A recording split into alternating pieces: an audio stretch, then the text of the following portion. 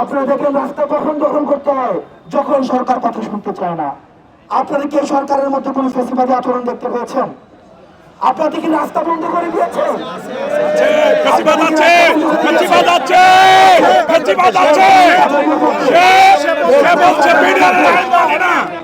আপনারা যদি রাস্তা দখল করে থাকতে চান, আপনারা সেই থাকতে পারেন, তাহলে আমরা ধরে নিব আপনারা আমাদের উপর আস্থা রাখেন নাই। আপনারা যদি আমাদের উপর আস্থা না রাখেন, তাহলে আপনাদের যেই বিচারের দাবি, পুনর্বাসনের দাবি, এই আন্দোলনে আমরা বৈষম্য বিরোধী ছাত্র আন্দোলন আমরা আপনাদের পাশে থাকবো না। এখন আপনারা যদি আমাকে না মানেন, আপনারা আমাকে না মানতে পারেন, আপনারা আমাকে না মানতে পারেন, আপনারা আমাকে না মানতে পারেন, আপনারা মানবেন কি মানবেন না আমি সেখানে আপনাদেরকে চাপিয়ে দিতে পারি না। আপনাদের মানাটা এটা আপনাদের উপরে নির্ভর করবে। আপনাদের দাবির ন্যায্যতা, এই বিষয়টি আপনারা, এটি রাষ্ট্রীয়ভাবে স্বীকৃত, এটি একটি ন্যায্য দাবি। এখন আপনারা মানবেন কি মানবেন না সেটি আপনাদের বিষয়। আমি আপনাদেরকে, এই সরকারও আপনাদেরকে জোরপূর্বক এখান থেকে কোনো উঠিয়ে দেওয়ার কোনো তারা করে নাই, প্রচেষ্টা করে নাই। এখন সিদ্ধান্ত আপনারা নেবেন যে এই বিচার প্রক্রিয়াটিকে আপনারা এইভাবে প্রশ্নবিদ্ধ জোর করে পুরো দেশে ইনস্ট্যান্ট কোনো বিচার প্রক্রিয়া কোনোভাবে সুস্থভাবে সম্পন্ন করা সম্ভব নয়।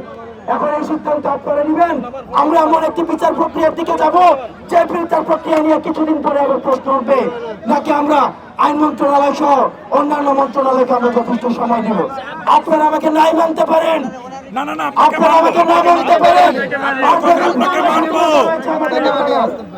আমরা আপনাদের অবস্থানকে সম্মান জানাই, আমরা আপনাদের অবস্থানকে সম্মান জানাই। আপনাদের অবস্থানে আমাদের, আপনারা যদি আমার কথা নাও মানেন, আমি আপনাদেরকে একবারের জন্য বলবো না যে আপনারা রাস্তা থেকে উঠে যান।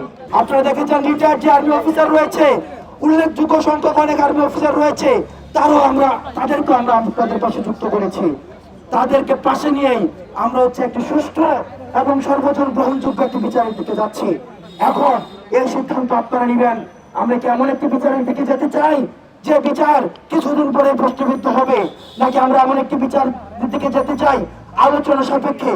আমরা কিন্তু আপনাদেরকে বলেছি, আপনারা যে কমিশনটি করেছে, এই কমিশনের ধারা নিয়ে আপনাদের প্রশ্ন রয়েছে, আপনাদের আপত্তি রয়েছে, আমরা সেই আপত্তিটাকে আমরা আমলে নিচ্ছি।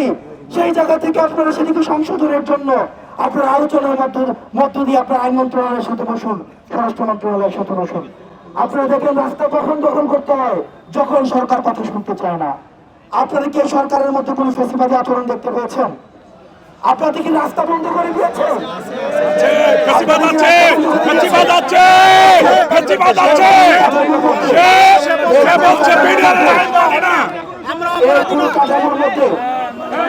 আপনারা 16 বছর অপেক্ষা করেছেন, আপনারা 16 বছর ধৈর্য ধরেছেন, আপনারা 16 বছর রাস্তায় আসতে পারেন নাই। আপনারা যদি রাস্তা দখল করে থাকতে চান, আপনারা সেই থাকতে পারেন, তাহলে আমরা ধরে নিব আপনারা আমাদের উপর আস্থা রাখেন নাই। আপনারা যদি আমাদের উপর আস্থা না রাখেন, তাহলে আপনাদের যেই বিচারের দাবি, পুনর্বাসনের দাবি, এই আন্দোলনে আমরা বৈষম্য বিরোধী ছাত্র আন্দোলন আমরা আপনাদের পাশে থাকবো না। কারণ আমরা নিশ্চিত না যে আন্দোলনে আমরা চাই পিডিআর হত্যাকাণ্ডের বিচারের যে আন্দোলনটি রয়েছে, এই আন্দোলনটি একটি মৌলিক আন্দোলন, আন্দোলন স্বার্থের জায়গায় থাকবে। আমরা চাই না অন্য 8-5টা ভুইফুর আন্দোলনের মতো, অন্য 8-5টা ভুইফুর আন্দোলন যেখানে 5 জন মানুষ 3টা ব্যানার নিয়ে দাঁড়ায় থাকে, সরকারকে সবসময় বিব্রত করতে চায়। বৈষম্য আন্দোলনের সাথে এই আন্দোলন মিশে যাক, এই আন্দোলন হারিয়ে যাক।